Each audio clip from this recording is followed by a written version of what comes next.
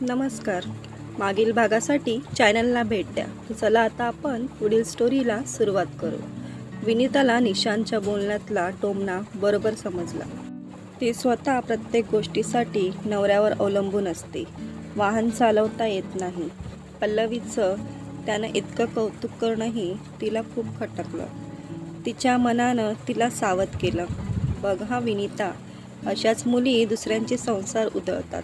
जपून राहा. सध्या निशांत पल्लवीचं फारच कौतुक करतोय. काका काकू अमेरिकेला जाऊन बरेच दिवस झाले होते. पल्लवी आपल्या कामात आणि विनीता आपल्या आयुष्यात एकदम रमलेल्या होत्या. स्वतःच्याही नकळत विनीता पल्लवीवर, तिच्या येण्या जाण्यावर, कोण सोडायला येतं, कोण घ्यायला येतं, तिनं काय कपडे घातलेत वगैरे बारीक लक्ष ठेवून होती. हे पल्लवीलाही कळत होतं, पण त्याकडे ती जाणून बुजून दुर्लक्ष करत होती. कारण तिच्या मते विनीतासारख्या हाऊसवाईफ्सना स्वयंपाक करणं आणि लोकांवर लक्ष ठेवणं या पलीकडे उद्योगच नसतो. अशा तऱ्हेनं हाय हॅलो होऊनही दोघींच्यात एक अदृश्य भिंत उभी होती. खरं म्हणजे दोघी स्त्रिया, एकाच वयाच्या, दोघीही शिक्षित. तरीही दोघींच्या विचारसरणीत, संस्कारात खूपच म्हणजे टोकाचा फरक होता. एकीसाठी नवरा, संसार, मुलगा हे सगळं जग होतं, तर दुसरीसाठी घर ही फक्त झोपण्यासाठी आणि राहण्याची सोय एवढंच महत्त्व होतं. एकदा विनीताच्या लक्षात आलं की 24 तासापेक्षाही अधिक वेळ लोटला होता, पण पल्लवी कुठं जाता येताना दिसली नाही. पण मग विचार केला, कदाचित दूरवर गेली असेल, जावं लागतं तिला, किंवा नसेल बाहेर जावंसं वाटलं तर स्मार्ट मॅडम घरातच विश्रांती घेत असते. पण तरीही राहावे ना. तेव्हा विहानला म्हणाली, जा वर जाऊन पल्लवी आंटीबरोबर खेळून ये थोडा वेळ. विहान वर गेला आणि लगेचच धावत खाली आला. मम्मा, अगं आंटी झोपून आहे, तिला ताप आलाय. हे ऐकताच हातातलं काम सोडून विनीता वर धावली. दारावरची घंटी दाबली. आतून क्षीण आवाज आला, दार उघडय. वनिता दार ढकलून आत गेली. पल्लवी पलंगावर पांघरून घेऊन अर्धवट ग्लानीत पडून होती. कपाळावर हात ठेवला तर चटकाच बसला. भरपूर ताप होता. विनीतानं घरात नजर फिरवली. प्रचंड पसारा, एकही वस्तू जागेवर नव्हती. ती पटकन खाली आली.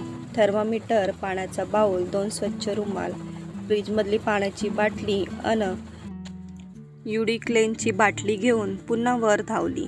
ताप बघितला, 103. तिनं बाऊलमध्ये गार पाणी ओतलं, त्यात युडिक्लेनचे थेंब घातले अन कपाळावर गार पाण्याच्या पट्ट्या ठेवायला सुरुवात केली.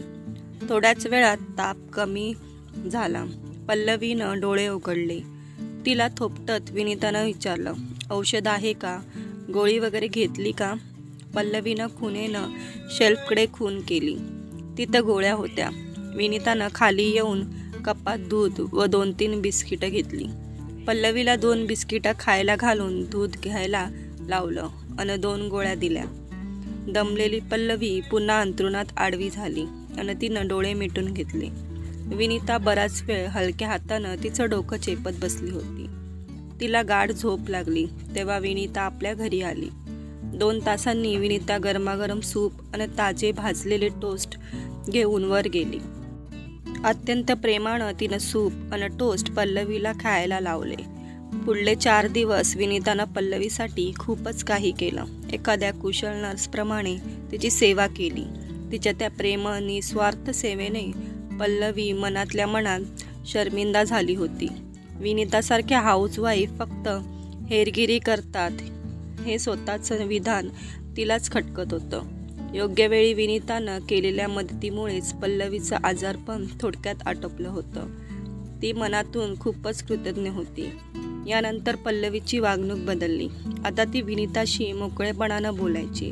विनीताचं बघून तिनं आता आपलं घरही स्वच्छ आणि व्यवस्थित ठेवायला सुरुवात केली होती. हल्ली तर निशांतचं काम अधिकच वाढलं होतं. एक दिवस तो ऑफिसातून घरी परतला. तो अत्यंत आनंदात शीळ वाजवत विनीतानं चहा केला. चहा घेता घेता तो सांगू लागला की त्याच्या कामावर कंपनी खुश आहे. त्याला एका ट्रेनिंगसाठी फ्रान्सला पाठवते आहे. कंपनी. जर ते ट्रेनिंग त्यानं उत्तमरित्या पूर्ण केलं तर 2 वर्ष कुटुंबासह त्याला फ्रान्समध्ये जॉब करायची संधी मिळेल. परदेश गमनाची संधी हे ऐकून विनिताही आनंदली. पण ट्रेनिंगसाठी निशांतला एकट्यालाच जायचं हे ऐकून ती एकदम दचकली. निशांतशिवाय ती एकटी कशी राहू शकेल? तिच्या सासरी किंवा माहेरी तिच्याजवळ येऊन राहण्यासारखं कोणीच नव्हतं. विनितानं स्वतःला सावरत आधी त्याचं अभिनंदन केलं. मग हळूच म्हणाली, जर तुम्हाला फ्रान्सला जायचंय तर मला विहानलाही घेऊन जा. मी तुम्हाला एकट्याला तर जाऊच देणार नाही. तुम्ही गेल्यावर 3 महिने मी विहानसोबत एकटी कशी राहणार याचा थोडा तरी विचार केलाय का तुम्ही? भविष्यातली सोनेरी स्वप्न रंगवत असलेल्या निशांतला विनिताचं हे बोलणं अजिबातच रुचलं नाही. तो एकदम भडकला. तो तुझा प्रॉब्लेम आहे, माझा नाही. कधीपासून सांगतो काळानुसार स्वतःला बदल, वाहन चालवायला शिक, कॉम्प्युटर शिकून घे, घराबाहेरची कामं अंगावर घे. पण तू तर सगळी कामं पुरुषांची आणि बायकांची अशी वाटणीच करून टाकली आहेस. म्हणे आमच्याकडे अशीच पद्धत आहे. इतके कष्ट करून आता ही सोन्यासारखी संधी हाती आली आहे तर तुझ्यासाठी ती संधी सोडून देऊ? नाही, अजिबात नाही. तुला एकटीला राहता येत नसेल तर विहानला घेऊन तू तुझ्या आईकडे जाऊन राहा किंवा माझ्या आईकडे जाऊन राहा.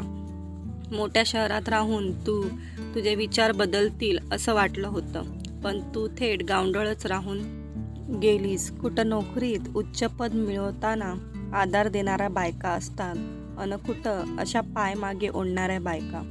चहाचं कप खाली ठेवून तो उठला आणि टॉवेल घेऊन वॉशरूममध्ये शिरला. विनिताच्या डोळ्यात पाणीच आलं.